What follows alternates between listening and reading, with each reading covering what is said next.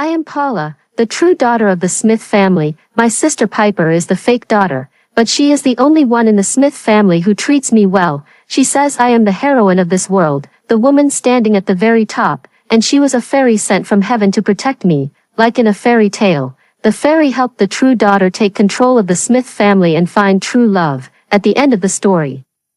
The fairy did not return to heaven but stayed in this world and fell in love with an ordinary man, but when I rushed back from abroad overnight, all I saw was her shattered, unrecognizable body. I'm sorry, Paula, I can no longer protect you. In the surveillance footage, Piper, with a pale face, spoke her final words and then turned and leaped from the high-rise building, without a moment's hesitation, determined to die. The more gruesome the scene in the video, the more furious I became.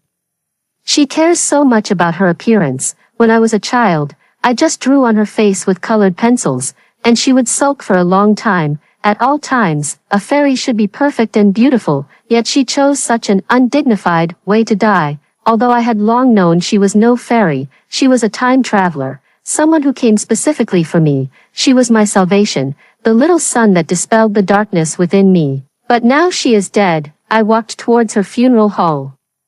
The darkness long buried deep in my heart began to resurface. Ah Chen, don't be too sad. If Piper is watching from above, she would surely want you to be happy.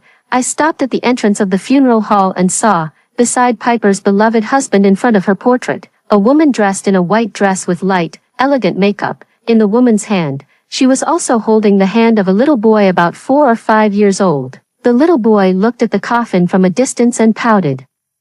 It's all this crazy person's fault for having to die. Now Dad and Mom Lynn can't take me to the amusement park. I saw the woman smile faintly, crouch down, and hug the little boy. Be good, Jim. In a couple of days, Dad and Mom Lynn will take you out to play. Witnessing all of this, I seemed to understand why my Piper had so resolutely chosen death. I strode into the funeral hall. The person isn't even buried yet, and you're already rushing to find a replacement.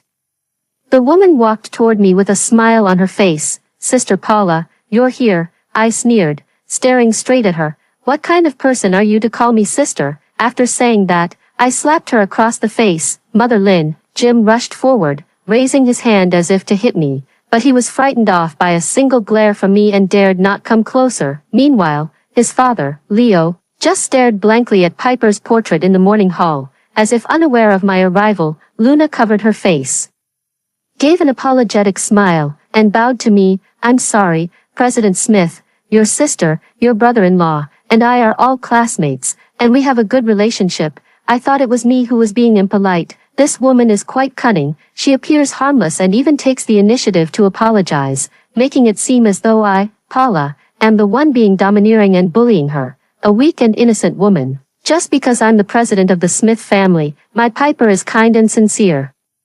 She could never be a match for her. I've long heard that Leo has a white moonlight from his youth that he could never obtain.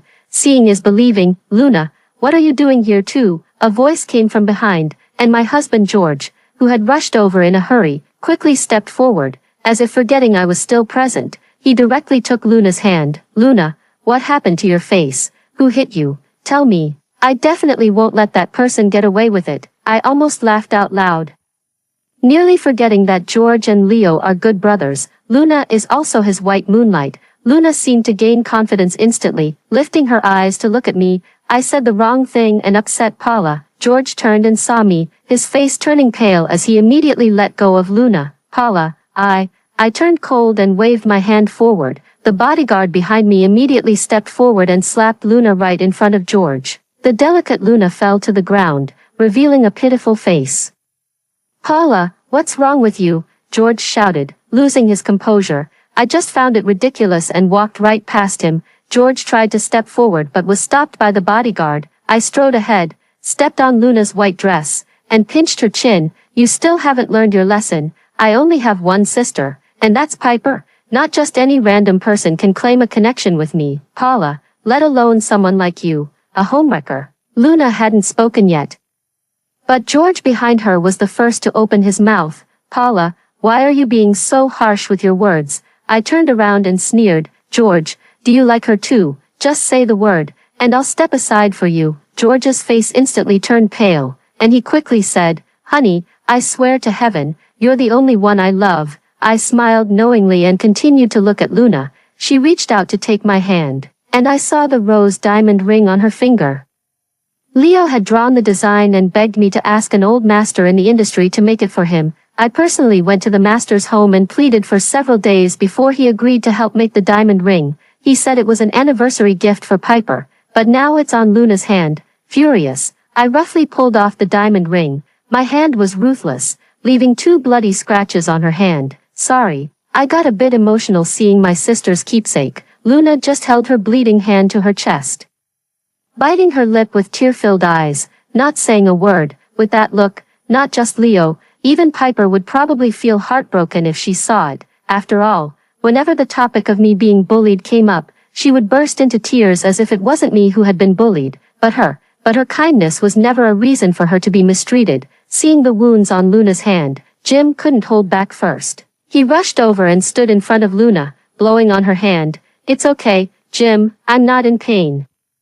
But Jim grew even angrier, turned around, and glared at me fiercely. "This beautiful ring is for Mom Lynn. That lunatic's hands are rough and ugly, completely unworthy of wearing it. Mom Lynn's hands are so lovely, and that lunatic agreed to give it to Mom Lynn too. How dare you bully Mom Lynn?" I watched the scene of maternal affection and filial piety before me, my gaze icy cold. If it weren't for Piper, I wouldn't have given the Lincoln family a second glance.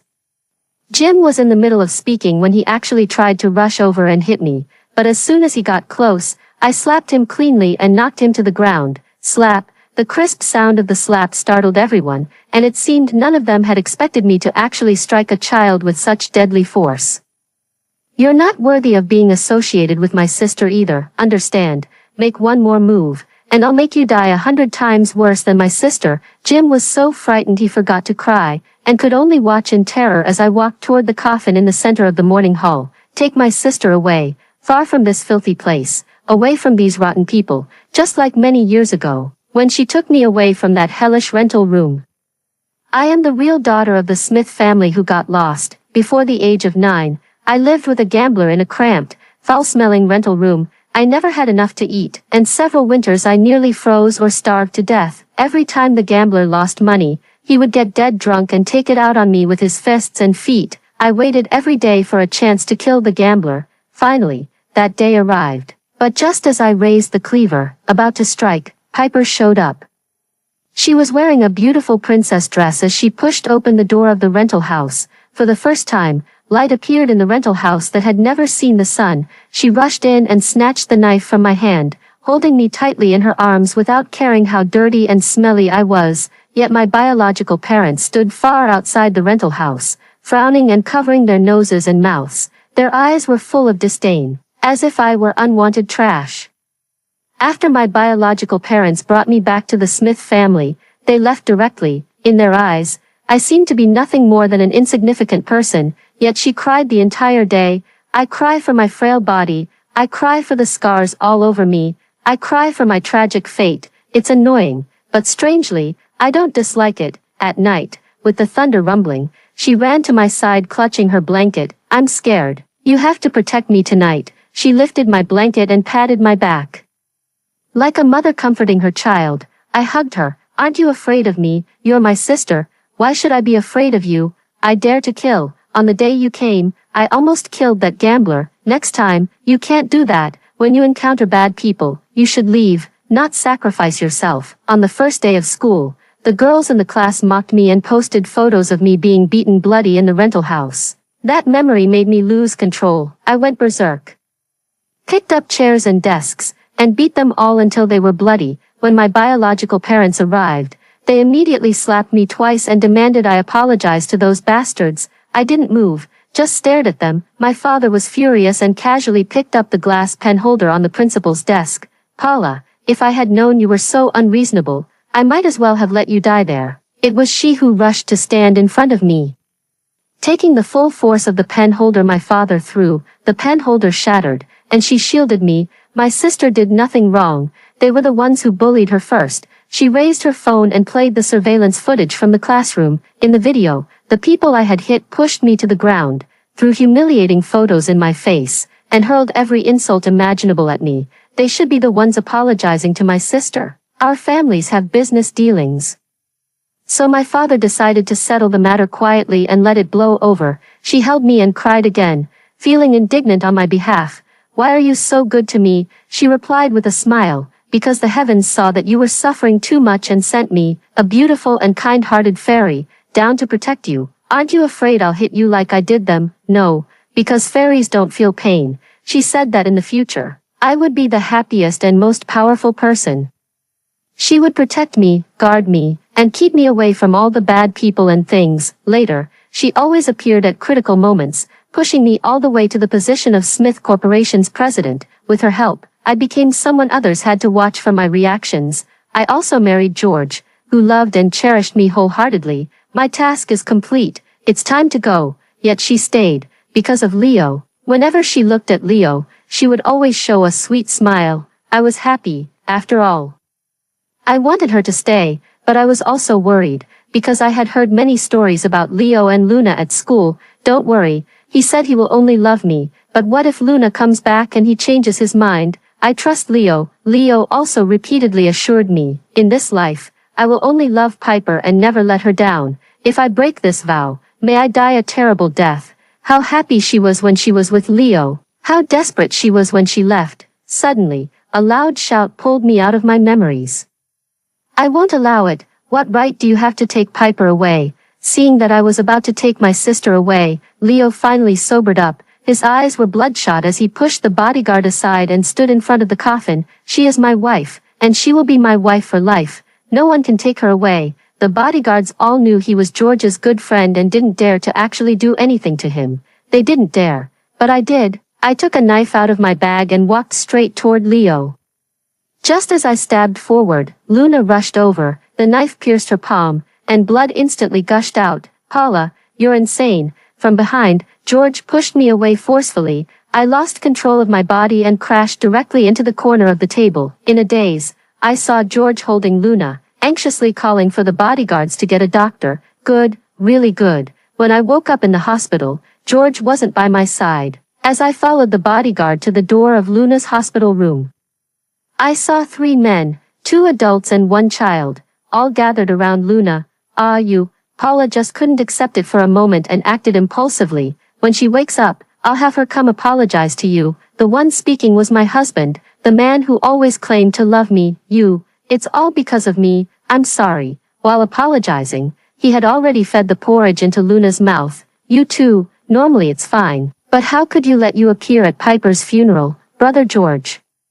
I didn't think that much. Why didn't you keep a close eye on Piper? How did all this happen? You and I are completely innocent. I don't know why Piper would do something like this. Innocent. Photos of you 2 lying naked in bed were sent to Piper's phone. If I hadn't noticed and deleted them in time, do you think you'd still be sitting here? Thank you, Brother George. If it weren't for Luna, I wouldn't bother with you. I stood outside the hospital room door, hearing the voices inside clearly, my fingers digging into my flesh. I'm sorry. It's all because of me that you're in this difficult situation, Luna sobbed. Luna, it's not your fault. You don't need to blame yourself. Sister Paula is still angry right now. Brother George, what are you going to do? She loves me. I just need to coax her a little. I never imagined that George knew everything from the start. In that case, I have nothing to hold back. I will let you know what a true madman is. I will make you all accompany me in death. Through the hospital room window, I saw them exchange a smile. Yes, they love each other dearly, while my Piper can only lie in a cold coffin, lonely and desperate. No way, you won't get away with this. I turned and left, returning to the ward. Not long after, George came back. He had a smile on his face, as if nothing had happened. Your favorite seafood porridge. I bought it early this morning, and it's still warm. He opened the lid and wanted to feed me.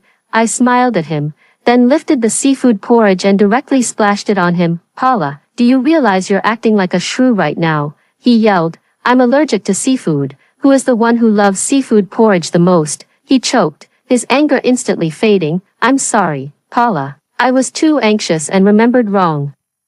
I remained silent. Paula, what's done is done. Your sister is already gone. So please don't make a fuss. He is already in so much pain. If you take away Piper's body, he won't be able to go on living. I sneered. It would be a good thing if such a scumbag couldn't go on living. The sooner he dies, the better. Besides, hasn't he already found someone else? Seeing my mocking expression, George clearly grew flustered. There is nothing between them, I assure you. I looked at George and couldn't help but laugh. I won't let this go, and I certainly won't let that woman off the hook. George's voice instantly rose. No, if you like it, we'll get a divorce. I'll let you have your way. Paula, how can you doubt my feelings for you? Luna and I are just classmates. Don't be unreasonable. Unreasonable. George seemed to realize he had said the wrong thing and quickly lowered his voice to comfort me. Your sister committed suicide, for the sake of pitying Jim. The only bloodline left by your sister, she no longer has a mother. Don't pursue this any further. Great, really, of course it's fake. I smiled, and George couldn't figure out what I was thinking. I won't let them off easy, not allowed. What do you think you are? Get lost. The bodyguard rushed in and dragged George away. I had the bodyguards keep watch over my sister's funeral hall, not allowing anyone to pay their respects, especially the Lincolns. Leo was shouting at the door. Piper is a member of my Smith family and has nothing to do with you now. No, she is my wife, the only wife I, Leo, will have in this lifetime. I didn't care what he was saying. Instead, I called a team of bodyguards and a construction crew and headed straight to the Lincoln residence. The Lincoln family's nanny had long been fed up with the behavior of the father and son. I simply asked her to bring out the things Piper had bought. She immediately took the bodyguards and moved everything out of the villa. The dress this woman is wearing, along with the necklace and earrings, were also bought by Miss Smith. I watched coldly as the woman stood behind Leo and waved to the bodyguard. The bodyguard immediately pulled Luna over, and I kicked Luna in the knee. Luna fell to her knees with a thud, and I unceremoniously yanked the necklace from her neck. She reached out to grab it. This was given to me by Brother Chen. It's mine.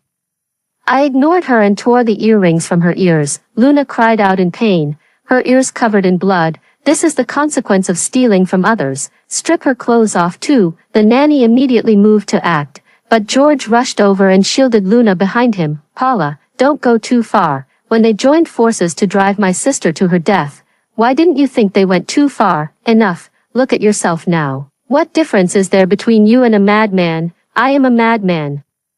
I walked over, grabbed Luna, and started tearing at her clothes myself. What is Luna, that she dares to wear her clothes? But the moment I reached out to touch Luna, George grabbed my hand. He was furious and slapped me. I simply turned my head calmly and looked at him. He avoided eye contact, clearly lacking confidence. Paula, how did you become so vicious? You used to be so kind. I threw my head back and laughed, then raised my hand and slapped George across the face. You're in no position to lecture me. George looked at me in disbelief, as if he had never known me at all. Luna covered her chest, looking aggrieved. Brother Chen, Brother George, save me. The bodyguards surrounded the two of them. I pulled off Luna's dress and threw it into the pile of clothes in the yard. Paula, I never expected you to be such a ruthless woman. George draped his coat over Luna and held her protectively in his arms. I don't care what he's saying. I took out the lighter. Leo immediately realized what I was about to do and rushed forward like crazy to stop me. Stop, Paula, stop. Piper said she's not from this world. She didn't die. She's just angry with me. She loves me. She will come back to me. She's just upset with me like before. His eyes were red, tears streaming down. But my anger only grew stronger. Piper had told him her secret, so he felt emboldened. Now that the person is dead, he pretends to care. I threw the lighter into the pile of clothes and furniture, and a fierce fire blazed up. Leo's eyes widened in fury as he struggled to retrieve something from the flames. I walked up to him, grabbed his hair, and forced him to look at me. Leo, do you still remember the promise you made back then? Leo shuddered all over, his face turning pale. You said you would only love Piper in this lifetime and would never betray her. If you break this vow, may you die a miserable death. He collapsed to the ground, and I released my grip. Take action. Tear this place down for me. With my command, the construction team started working with a roar. Luna, however, screamed in surprise. Paula, even if those things were bought by your sister, what right do you have to tear apart Brother Chen's home? I looked at Luna mockingly. Because I bought this villa. Luna staggered back 2 steps, then tightly grabbed George's sleeve. She thought I would be jealous, that I would go crazy.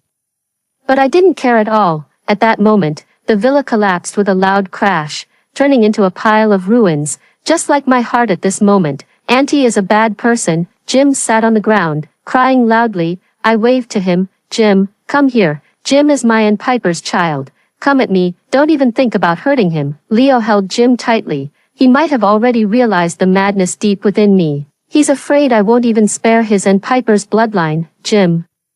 How about I let your dad marry your stepmother Lynn? Luna's eyes lit up. She hadn't expected me not to stop it but instead to even encourage it. Impossible. Piper is the only wife I'll ever have in this lifetime. I could never marry again. But Jim immediately agreed. Okay, I want Aunt Lynn to be my mom.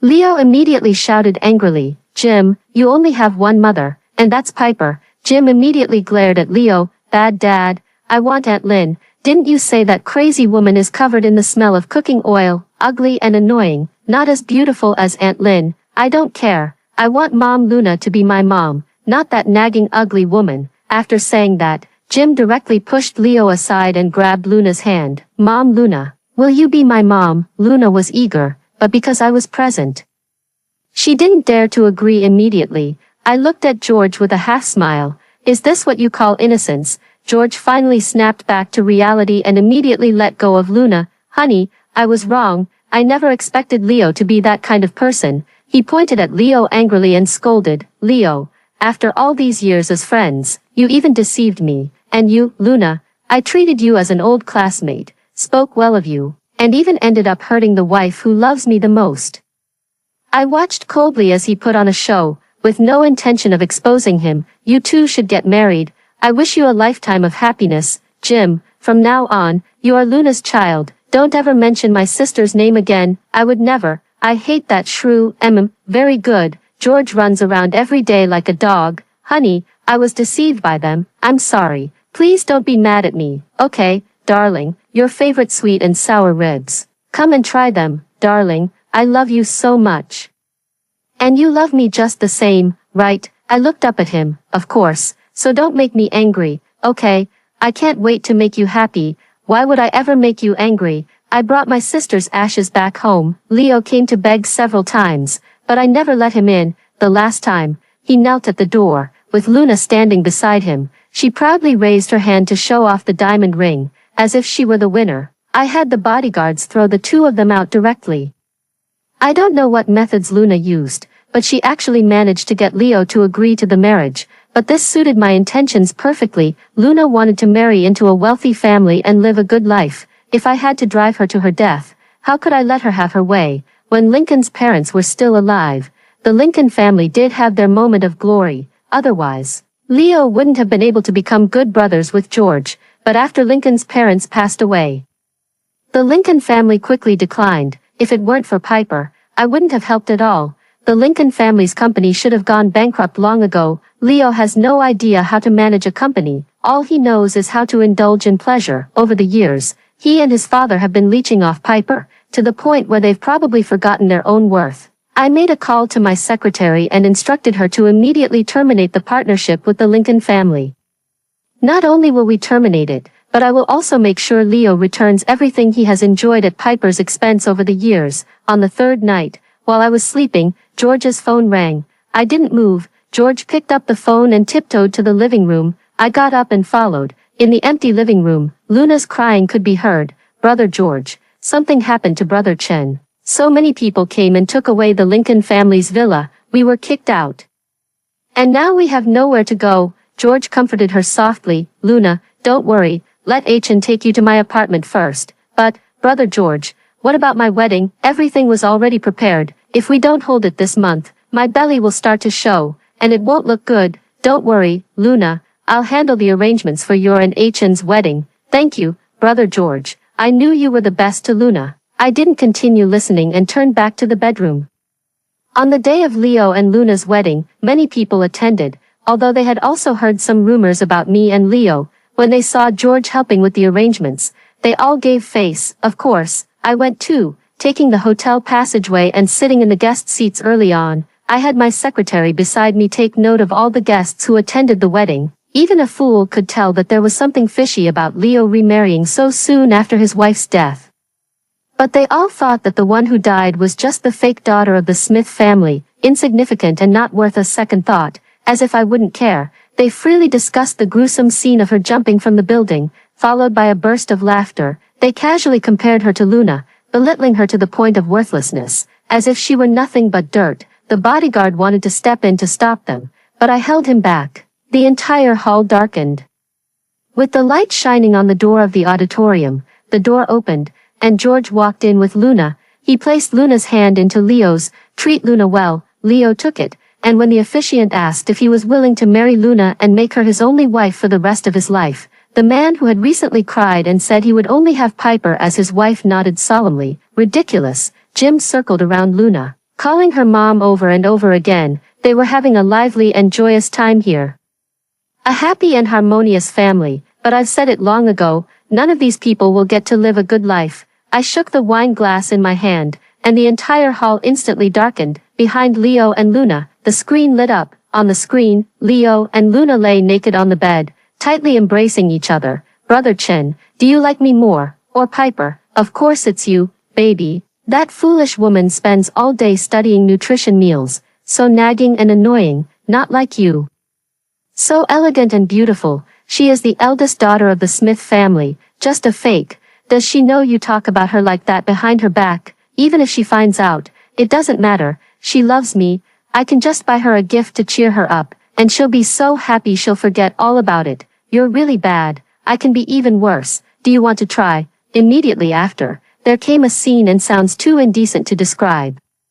The couple's privacy was thus laid bare before the guests, instantly causing an uproar. George and the other person were already stunned. Only Luna was frantically trying to block the screen. She screamed hysterically. Who is it?" I stood up, put on my sunglasses, and let out a light laugh. Luna recognized the voice. "Paula, why are you treating me like this? Why?" She looked at me angrily, as if she were the real victim. "Why? Don't you know in your heart?" The auditorium lit up, and everyone's gaze was fixed on me. I raised my chin, tilted my head, and grinned at everyone. "Everyone, eat and drink well. Tomorrow, we might not have such leisure. I won't delete this video. I'll keep it safe and let your parents and relatives admire your heroic moments too." With that, I turned and walked away with a smile. The crisp sound of my high heels echoing behind me. Behind, the clamor of voices rose once more. "President George, we all came because of you, and you've really let us down. President George, you and Mr. Smith are husband and wife. You have to help us out. Don't leave. Everyone stay. Today is my wedding of the century. Brother George, Brother Chen, my wedding." Immediately after, Luna's scream rang out. My stomach hurts so much. "Quick, call an ambulance, Luna."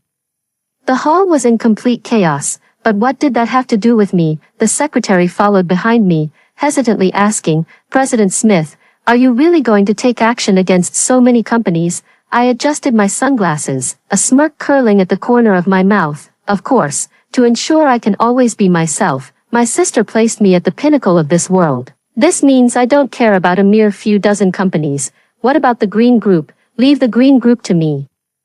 I'll handle it myself." Yes, that same day, most of the companies owned by those who attended the wedding were reported. Tax evasion, another portion was exposed in scandals, causing their stocks to plummet in no time. Outside the Smith family's villa, a crowd had gathered. I stood by the window, watching coldly.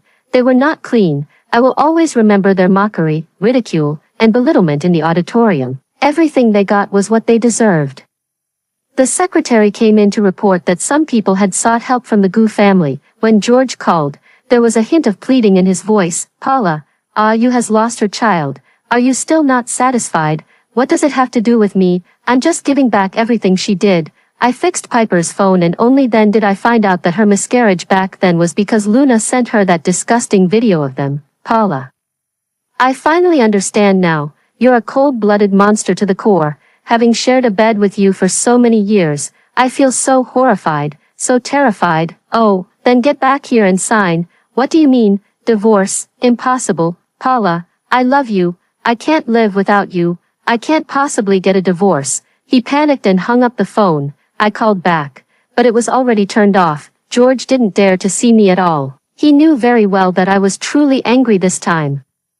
He thought he could rely on my love to help Luna again and again. He took me for a fool like Piper, willing to sacrifice everything for love. When Piper was here, I could pretend to love him and forgive everything he did. I didn't care at all about his relationship with Luna, but I couldn't tolerate that. Knowing everything, he still chose to aid the evildoer and drove Piper to his death. As soon as Luna and Leo were discharged from the hospital, they were targeted in retaliation and nearly ended up back in the hospital. They fled in terror, only to find that they could no longer enter the apartment George had once lent them. Luna called George, but he simply wouldn't answer. With no other options and no money, they had no choice but to hide in a small rented room. Having offended too many people, even without me lifting a finger, Leo couldn't take a single step. He couldn't find a job, and even if he managed to land a labor-intensive job, he would be fired the next day. He could only lie in the rental room all day, filled with regret and sinking into apathy.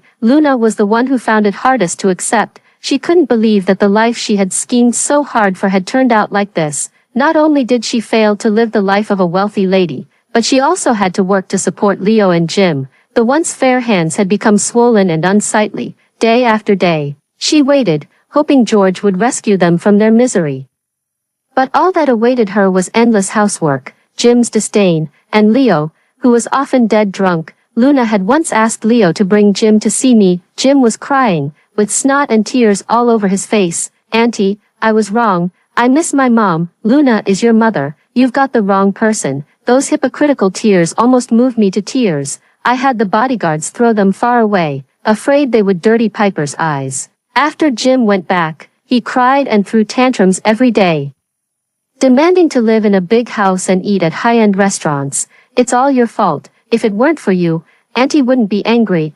I could have anything I wanted. You're a bad woman." What greeted him was the shattering of his beautiful dream, and in the grind of life, Luna's desperate and furious slaps and blows.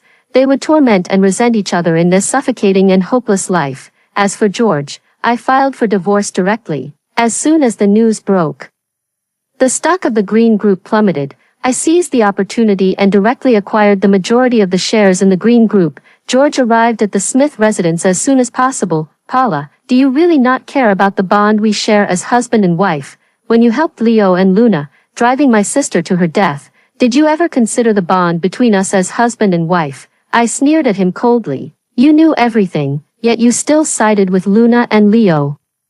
You are more despicable than any of them." "I was wrong, Paula. I'm not in contact with them anymore. You have to believe me. It's too late. You should have thought about this day when you stood with them." I threw out the divorce papers, and he knelt at my feet. "Paula, give me a chance to make it up to you. I love you, and you love me too. If you don't sign, I have plenty of ways to make you sign willingly." In the end, he signed, leaving with nothing. On the day he received the divorce certificate, he was unshaven and suddenly seemed to have aged decades. He grabbed my sleeve. "Paula, if I had told you everything back then and prevented Piper's death, would we have been happy together for the rest of our lives?" After a moment of contemplation, I nodded. "But you chose Luna, didn't you?" He closed his eyes in pain. "Are you ready to face your despair?" His face turned ashen, and the light in his eyes completely faded. "Paula, have you ever loved me, even just a little?" I looked into his pleading eyes and smiled. "Never." He laughed too. "So it was all just me deceiving myself. I thought you were like Piper, but in the end, I was the fool. I was foolish enough to believe you loved me and would forgive me. I have taken over all of Green's businesses, including all of the Green family's private assets. I won't give him any chance to make a comeback. Not even a little." A month later, I saw George, who had gone completely mad, on the street. 6 months later, a fire broke out in a rented apartment. I heard it was because a child playing with fire ignited the curtains in the house, causing severe burns to a family of 3. On the day of my peaceful death, I saw a beam of light. After opening my eyes, an extra hand appeared in front of me. A familiar voice sounded above my head. "Little sister, it's time to go home." I looked up and saw a young but familiar face, with a familiar smile on that familiar face. Nodding, I tightly held her hand. "Okay, it might thunder tonight. You have to protect me." "Fine." After hearing the first story above, what are your thoughts? Feel free to share your opinions in the comments section. Next, there is another similar story. Let's continue to see, in my previous life, I was captured by Japanese spies while delivering intelligence to the front lines. To prevent the information from being leaked, I swallowed the intelligence. The Japanese were furious, and I endured various forms of torture, especially the needle punishment. Then I was reborn. I awoke from a long, dark slumber. A surge of memories that didn't belong to me flooded my mind. I had been reborn into the 21st century. This body now belonged to Claire, the recently found daughter of the wealthy businessman Johnson. Is she going to die? A clear male voice rang out. Brother, it's all my fault. If I hadn't wanted to surprise my sister in private, this accident wouldn't have happened. A delicate female voice sobbed softly. Winnie, it's not your fault. It was just an accident. A male voice comforted her gently. Both of you, keep it down. Claire is still unconscious. A middle-aged man interrupted them. I recalled the original host's memories. Today is Claire's 16th birthday celebration. To make it up to her, the Johnson parents wanted to introduce her to a circle of relatives and friends and specially chartered a luxury yacht for Claire's birthday. Winnie would never let Claire have her way. She lied to Claire, saying she had prepared a surprise, and lured her to the yacht's railing. Even though Claire knew her younger sister didn't like her, she still foolishly went alone to the meeting, before Claire could even react. She was pushed off the cruise ship. Claire struggled desperately in the water, seeing Winnie standing by the cruise ship's edge, her face full of malice. The only daughter of the Johnson family can be me. Her cold voice, laced with venom, echoed in Claire's ears. Only when Claire began to sink did Winnie put on a show and cry out for help loudly. What Winnie didn't expect, however, was that Claire was still rescued and did not die. The original Claire was truly killed by Winnie. The current Claire is just a stubborn soul from a time of turmoil. My awakening frightened Winnie, and I saw her trembling. Claire, what have you done again? You've scared Winnie like this. How many times have I warned you not to bully Winnie? Don't think that just because you're related to the Johnson family by blood, I'll acknowledge you as my sister. You're not worthy. Looking at the young man shouting in front of me. He is the original host's biological brother, Harry. I looked at Harry mockingly. Did I do something? Wasn't it your dear little sister who pushed me down? Winnie trembled even more, sobbing pitifully. I'm sorry, sister. I know you're not satisfied with the handmade necklace I made myself, thinking it's too shabby and not worthy of you. I shouldn't have dodged when you pushed me, otherwise you wouldn't have fallen into the water. Winnie began to cry even more, tears streaming down like pear blossoms in the rain. My Winnie, Mrs. Johnson, who had been silent all along, couldn't bear to listen any longer and embraced the delicate and pitiful Winnie. Look at what you've done, Harry fumed, glaring angrily at Claire. Even Mr. Johnson furrowed his brow upon hearing Winnie's words. Winnie pushed me, believe it or not, I said expressionlessly, looking at the family. Sure enough, whenever there's a conflict between Claire and Winnie, Winnie always plays the victim. They would all unconditionally believe Winnie, while she was the one with poor character and malicious intent. Mom, Dad, brother, please don't blame my sister. She really didn't mean it. Winnie snuggled in Mrs. Johnson's arms, looking even more pitiable and endearing. Maybe it's just as my sister said. I'm like a cuckoo occupying a magpie's nest. I shouldn't have the audacity to stay in the Johnson family any longer. Claire, what about the manners I taught you? Is that how a lady should speak? Mrs. Johnson was furious.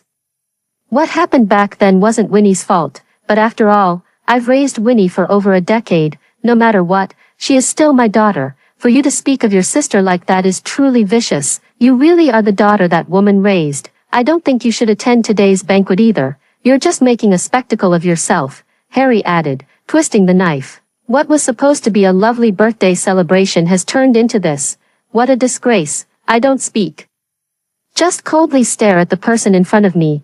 It's not that I don't want to defend myself, but because even if I did, they still wouldn't believe me. My gaze fixed on Winnie, and she was so unnerved by my stare. What she wanted was not what I desired. The Johnson family ultimately didn't let me attend my own birthday party. To apologize to the guests, Mr. Johnson had Winnie play a piano piece. A very cliched story. 10 years ago, both the nanny and the lady of the Johnson household were pregnant at the same time. The nanny, wanting her own daughter to have a life of privilege, swapped her child with the lady's daughter out of selfish motives. However, the truth could not stay hidden forever. During a routine medical checkup at the Johnson household, something suspicious was discovered. The Johnsons found out that Winnie was not their daughter, and after investigating further, they uncovered the truth.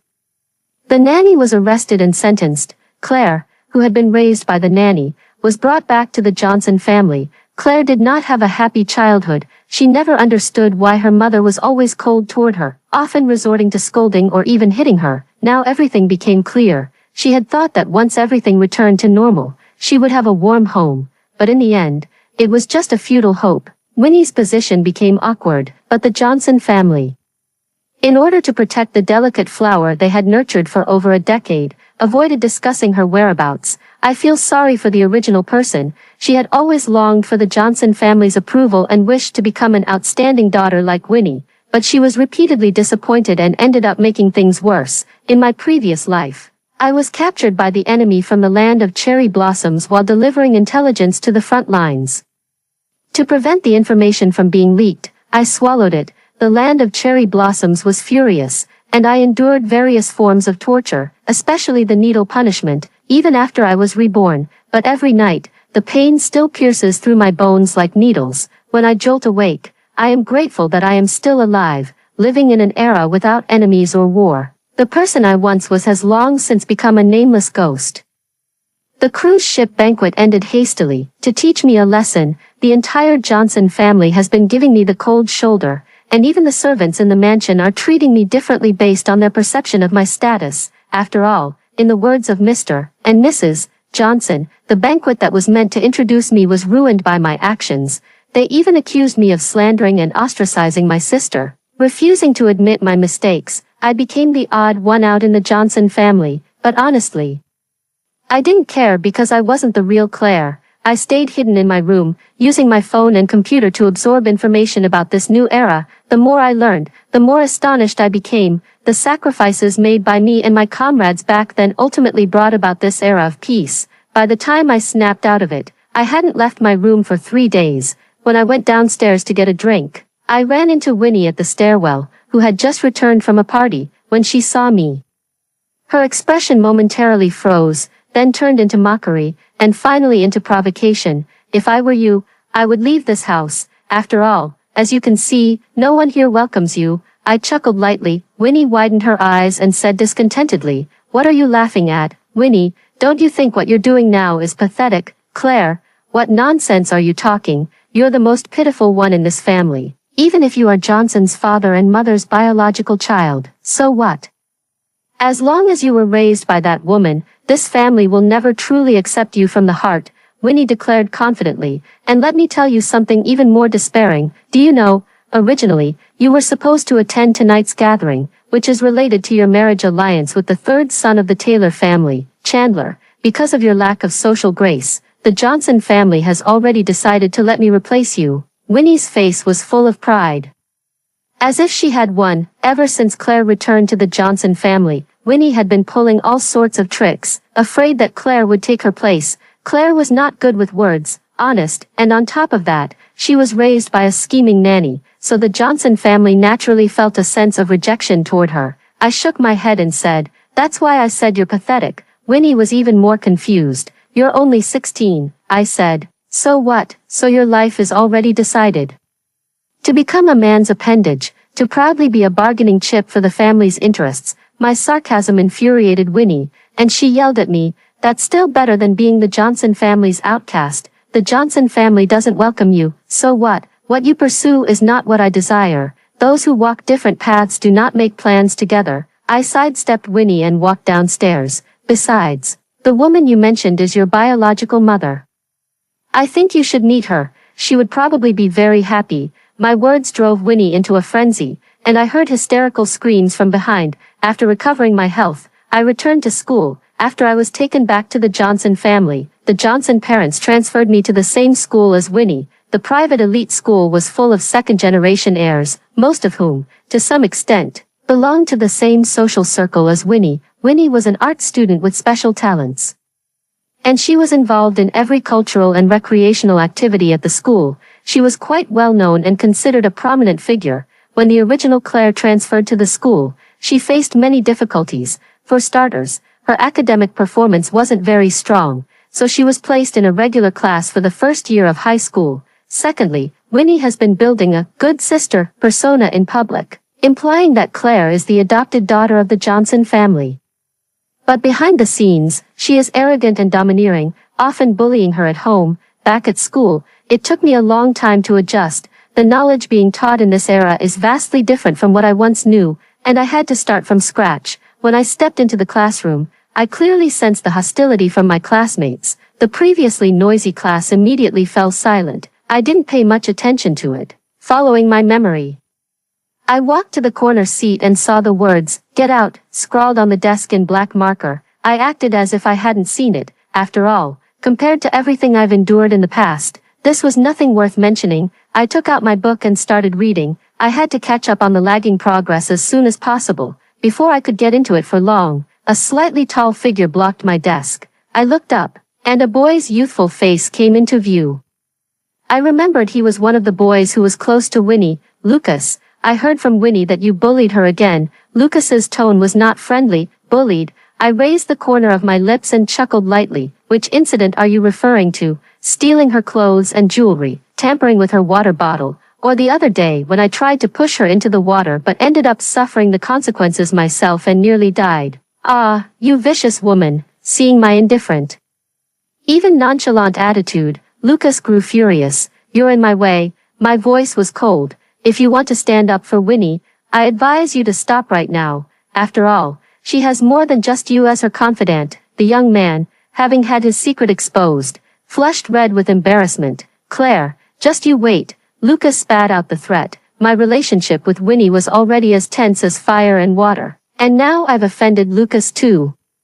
There isn't a single person in the entire class who will speak to me. I am completely isolated. This is exactly what I wanted. I can focus wholeheartedly on learning new knowledge. This is a brand new era, and I cannot waste my time on trivial people and matters. In order to have more time for studying, I decided to live on campus. More importantly, it would allow me to temporarily stay away from the Johnson family. During breakfast, I informed the Johnson family of my decision.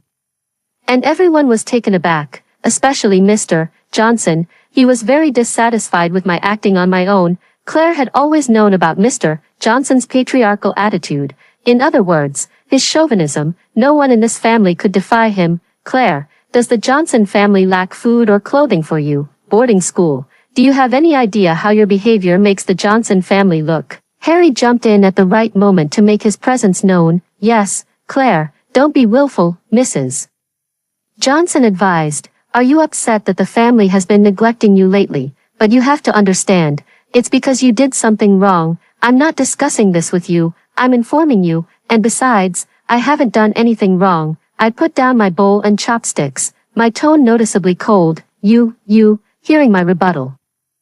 Mrs. Johnson was so enraged she could barely catch her breath, her chest aching with anger. "You rebellious girl, how dare you defy us? If you think you're grown enough to move out and live on campus, then don't bother coming back." Mr. Johnson exploded in fury. Winnie didn't say a word, but even without looking, it was clear that her eyes were gleaming with barely contained excitement. She wished Claire would never come back. "Dad, don't mind her. If she wants to go out, let her.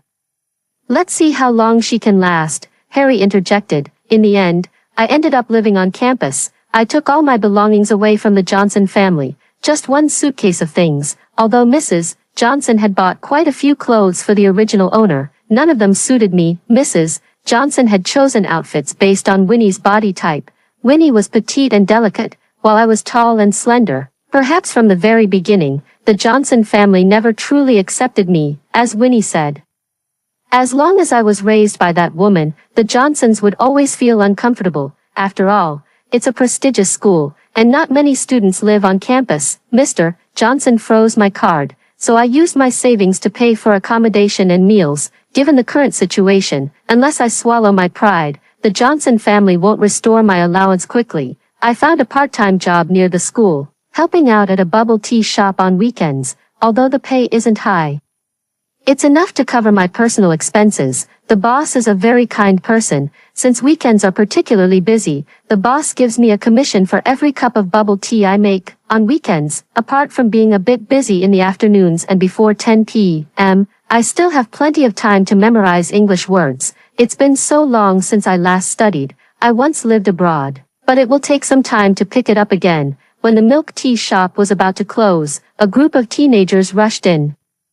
Led by Lucas, Lucas deliberately pretended to be surprised. "Oh my, I can't believe I ran into a classmate here," Lucas said, causing laughter from those around him. "I heard you got kicked out of the Johnson family. If you're here to kick someone when they're down, there's no need." Lucas's provocation doesn't stir any anger in me. Lucas, finding it dull, starts coming up with new ways to torture me. "I want to treat the entire grade to milk tea. Help me make 300 cups, Lucas said.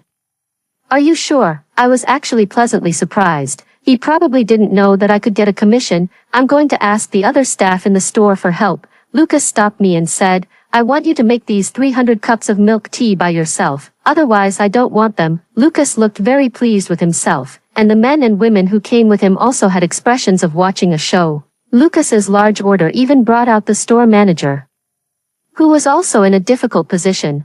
On one hand, she didn't want to lose the big order, and on the other hand, she knew the boy in front of her was making things hard for me. "Of course, I'll make it personally. Which type of milk tea would you like, customer? Given your status, I recommend our noble classic, Golden Peach." I deliberately put on a professional smile. Lucas didn't expect me to agree so readily and looked at me with suspicion. "Customer, would you like to order the Golden Peach?" I asked again. Despite his doubts, Lucas still nodded in agreement. The milk tea shop was unusually quiet, with only the sounds of the machines as I made the drinks. Lucas and his group watched me smugly, seeing me buzz around like a busy bee. After nearly an hour, I finally finished packing all the milk tea. I raised the corners of my lips and handed the QR code to Lucas. "Customer, please scan the code. The total is 56,400 yuan. My voice was loud and clear, easily heard by everyone. "What?" Lucas seemed to have heard something unbelievable. "Just these milk teas, over 50,000. "Yes, indeed." I stared at Lucas's face, which had turned as purple as liver, with an expectant look. "The Golden Peach tea contains edible gold, which perfectly matches your status as young Master Ling." Lucas pursed his lips, looking at the densely packed milk teas in front of him, his face full of displeasure. "Young Master Ling, you're not thinking of skipping the bill, are you? So many people are watching." My voice was like a thunderclap. Even though Lucas was unwilling, he obediently paid up. As I expected, ever since the milk tea shop incident, my desk would always have some little surprises appear in it. The most frequent ones were the corpses of insects and small animals. I knew it must have been done by Lucas and a few other young masters and misses, probably thinking these things would scare me. I have walked through seas of corpses. These are just child's play, the tricks of elementary school students. Until one day, Lucas screamed in the classroom, his face and hands swollen, especially his face, which was swollen like a pig's head. I remained calm and watched as everyone in the class gradually distanced themselves from Lucas. "Claire, was it you, you venomous woman?" Lucas rushed up to me and shouted. I glanced at Lucas and said, "Lucas, it seems you have too much free time.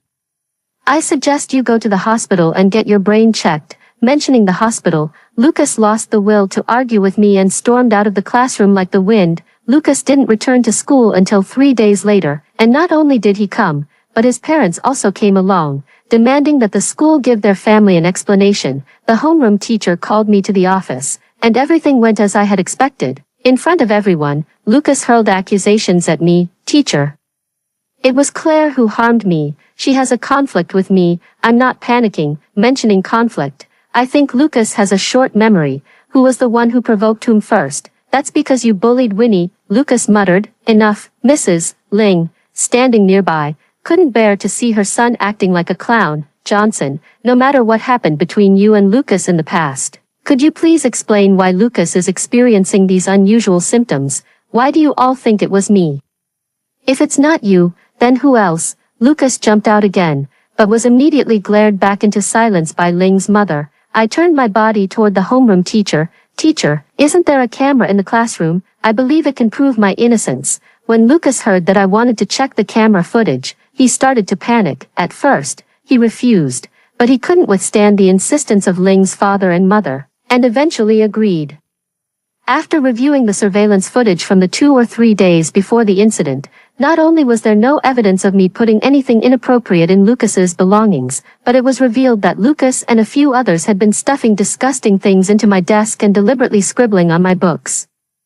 On the day of the incident, Lucas pulled all the books out of my desk and deliberately smeared some blood-red paint on them. Even worse, he put something unclean in the water I was drinking. The video ended here, and no one in the office spoke. No evidence was found to prove that I had harmed Lucas, but the bullying led by Lucas against me became undeniable proof. Lucas, look at what you've done. Lucas's father never expected his son to behave like this at school and even play the victim first. He slapped him across the face. The homeroom teacher was also shocked. Claire, why didn't you tell the teacher about these things? I deliberately adopted a resigned attitude. Teacher, I'm used to it by now. Can I clear my name? I didn't harm Lucas. My words stirred sympathy from Lucas's parents and the homeroom teacher. No one wanted to escalate the situation, but to give me an explanation. Lucas and several other students who had bullied me, led by Lucas, had their parents called in by the homeroom teacher, and they were all taken home for reflection. These matters came to an end, and when I returned to the dormitory, I threw the homework notebook that had been soaked in medicine into the trash. Lucas will never know about my identity from a past life. My ancestors were originally coroners, and medicine was a fundamental skill. Although I was a woman, my family did not stop me from studying forensic medicine. In fact, they even supported me in studying abroad. However, the times were turbulent, and the nation was on the brink of collapse. I resolutely returned to my country to join the revolution. Even though the outcome was tragic, I have no regrets. Since I started living on campus, I haven't run into Winnie even once. I imagine she must have heard something about Lucas, especially since his actions against me were ultimately for her sake.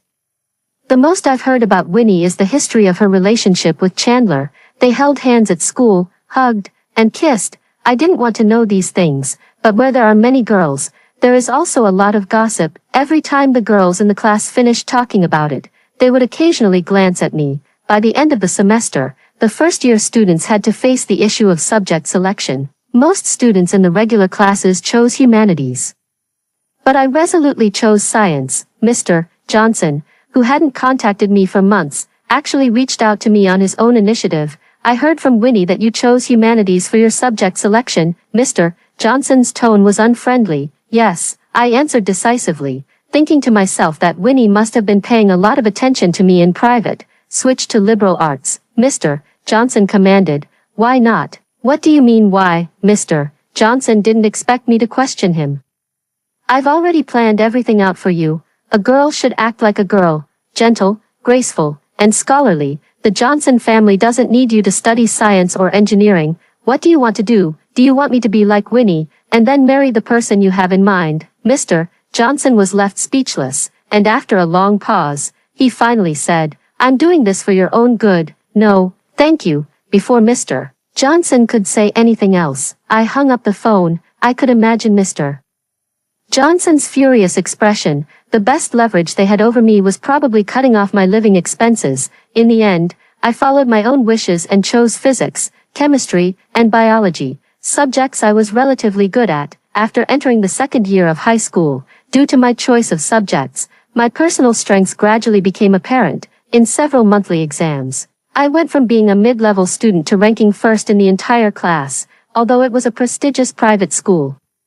The Chinese people inherently value academic achievement. The school had a rule: students from regular classes who performed exceptionally well in 3 consecutive exams could be exceptionally promoted to the advanced class. In the second semester of my second year of high school, amid the envy of many, I entered the advanced class. On my way to the new class, I encountered Winnie. I had no intention of engaging with her, but Winnie wasn't about to let me off the hook. You defied Dad, and he's very angry, saying he doesn't want to deal with you, his unfilial daughter. Winnie deliberately emphasized the word unfilial. Isn't this what you wanted? You must be satisfied now. I felt little emotion inside. Winnie was taken aback for a moment but quickly put on a smile again. I hope you never come back. The Johnson family really doesn't welcome you. I heard you chose the humanities. I blurted out without any context. What's wrong? Winnie couldn't figure me out.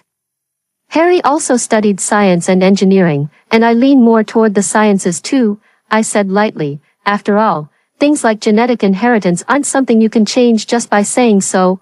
I knew what Winnie cared about most. Dad prefers girls who study humanities, Winnie said as if it were obvious, and since I'm an art student, I can only choose the humanities. Is that so? You can think that if you want. Winnie was displeased with herself for showing weakness in front of me.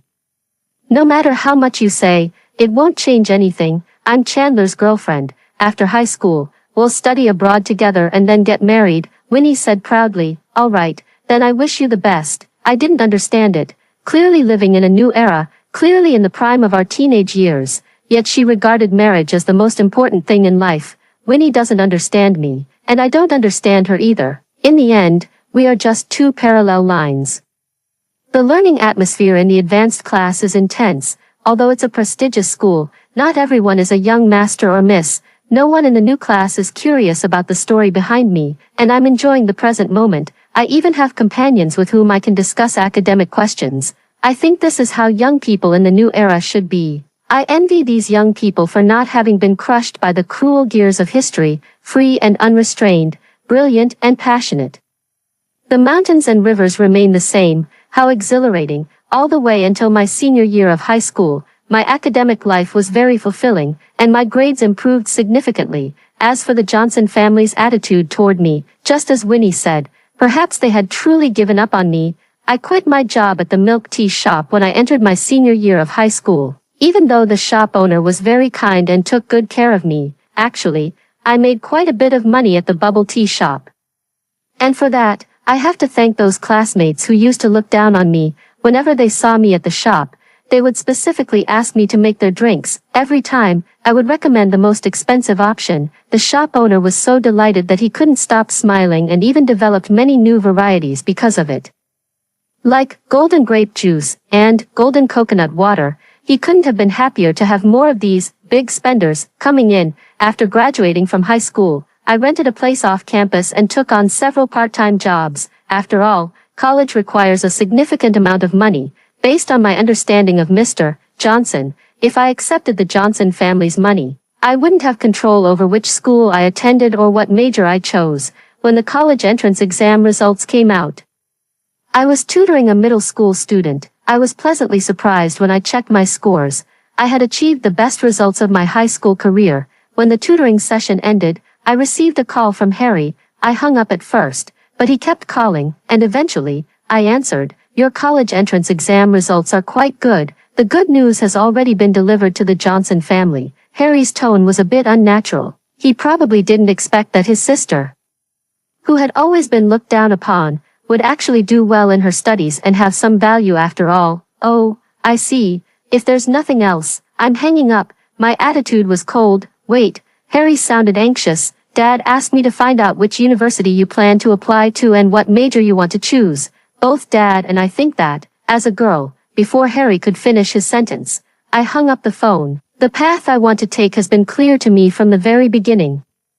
I chose the forensic medicine program at Kew University for my bachelor's, master's, and doctoral degrees combined. My scores were more than sufficient, and the university even promised me a generous scholarship. The Johnson family held a thank you banquet for me and Winnie, inviting many relatives and friends. Everyone kept complimenting Mr. and Mrs. Johnson on their good fortune. When others asked me in front of Mr. and Mrs. Johnson what major I had chosen, I replied, forensic medicine. Mr.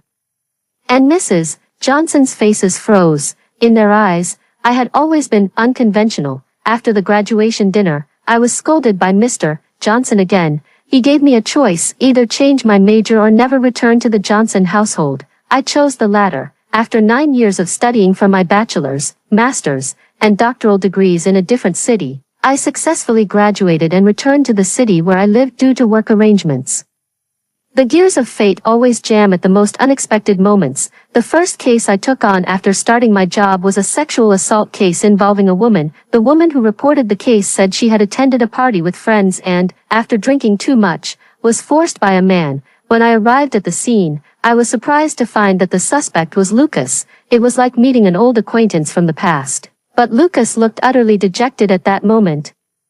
According to the woman's statement at the scene, the evening party was organized by Lucas. He had drunk too much and, disregarding Ms. Hill's wishes, forced her into a sexual encounter. However, Lucas firmly denied the allegations, claiming he didn't even know the woman and had no idea how they ended up in a hotel room together. He said that whenever he drinks too much, he simply falls asleep. Moreover, after he woke up, Ms. Hill immediately demanded $3 million from him, threatening to ruin his reputation if he refused. "It's you." Lucas's face turned ashen. I glanced at Lucas, thinking to myself that Lucas and I really have an unbreakable bond. "No, I don't want your assessment. I want a different medical examiner. You'll definitely try to get back at me on purpose." Lucas clearly didn't trust me. "You're overthinking it. You're just a suspect to me." My emotions weren't affected by Lucas. "If you keep refusing me, I don't think you'll be able to clear your name. Do you believe I'm innocent?" Lucas wasn't as resistant as before. "Without any evidence, no one can be easily convicted," I said seriously. "You really won't retaliate against me and deliberately convict me?" Lucas was still uneasy. I was already rolling my eyes. "You're insulting my profession." Lucas finally accepted my examination. DNA from Lucas was indeed found in the woman surnamed Hill's body, but the test sample was mixed with rubber components from a condom, clearing Lucas of suspicion. The girl was arrested. It turned out that this woman surnamed Hill was the best friend of Lucas's casual partner. She had often heard her friend talk about how generous Lucas was, which made her envious. At first, the woman surnamed Hill had tried to seduce Lucas, but she wasn't his type, and he showed no interest in her, which infuriated her. On one occasion, when the woman surnamed Hill visited her friend's house, she saw a used condom in the trash and came up with the idea of framing Lucas. However, her plan was ultimately exposed. Justice has long arms. The matter was resolved satisfactorily. When I got off work, Lucas was blocking the doorway with a bouquet of flowers. I ignored him and walked right past. "Claire, don't go." Lucas blocked my path. I stopped in my tracks and warned Lucas, "Young Master Ling, your case is already closed, and I advise you to keep your personal life simple. Otherwise, you'll always end up attracting unnecessary romantic troubles, hurting both yourself and others." "Claire, are you concerned about me?" Not only was Lucas not provoked by my words, but he also laughed. I frowned deeply. What kind of logic is that? Seeing the change in my expression, Lucas immediately shoved the flowers in his hands into my arms. "Thank you for helping me clear my name." I pushed the flowers back to Lucas. "No need. This is just part of my job. I would handle anyone's case with the same professionalism. I'm different." Lucas scratched his head. "When I was young, I was immature and caused you a lot of trouble." "I'm sorry." Lucas bowed to me. I raised an eyebrow, never expecting Lucas to apologize to someone. Lucas was already part of the same social circle as the Johnson family. Through his big mouth, my return became common knowledge, and everyone also found out that I had become a forensic pathologist. Over the weekend, I had planned to rest, but I received a call from Mrs. Johnson. She said she wanted to see me and even deliberately coughed a few times, claiming she wasn't feeling well. I sighed, ultimately softening my heart. After all, she was the mother of the original body. Even though I was almost completely estranged from the Johnson family, I couldn't just cut ties with them forever. I simply dressed up a bit and went to the Johnson residence. It had been over 9 years since I last returned, and it felt like a lifetime had passed. When I pushed the door open, I was surprised to find a family banquet being held in the house. Mrs. Johnson came over to greet me, took my hand, and led me toward the living room, as if the frail person on the phone earlier had been someone else. I immediately felt deceived once again. Mrs. Johnson led me to a middle-aged woman who was radiant with jewels, plump, and exuded an air of wealth. "Mrs. Miller, this is my eldest daughter, a top graduate from Q University." Mrs. Johnson flatteringly introduced me to Mrs. Miller. Standing beside Mrs. Miller was a young man with a large head and chubby face, bearing a striking resemblance to her. "Oh, Mrs. Miller," looked me up and down as if appraising a piece of merchandise. I instantly felt offended and, suppressing my temper, excused myself to go to the restroom. When I came out of the restroom, I saw Winnie arguing with a man. The man was Chandler, whom Winnie had often bragged about in front of me. At that moment, there was a clear handprint on her right cheek. "I'm warning you, don't control me. Don't think I don't know. You're not even the biological daughter of the Johnson family. Play your role well, or I'll dump you in the next second," Chandler said in a harsh tone. Chandler stormed off, leaving Winnie standing there in a daze. Winnie wiped the tears from the corner of her eye and turned around, her gaze meeting mine. Compared to my embarrassment, Winnie was even more shocked. Her disheveled state was the last thing she wanted me to see. Without saying a word, I turned around, turned on the faucet, and prepared to wash my hands before leaving. "I know you're feeling smug, but you're not much better off," Winnie muttered to herself behind me. "Do you know what today's family banquet is for? It's a matchmaking dinner for you and John, that man who looks like a pig. You and I are nothing more than pawns in the Johnson family's marriage alliances." I glanced at Winnie, thinking to myself, does this woman still not know what she truly wants? Thank you for telling me. Although I had guessed Mrs. Johnson's intentions, hearing it now still made me feel disgusted. When I returned to the living room, Mrs. Johnson was still chatting with Mrs.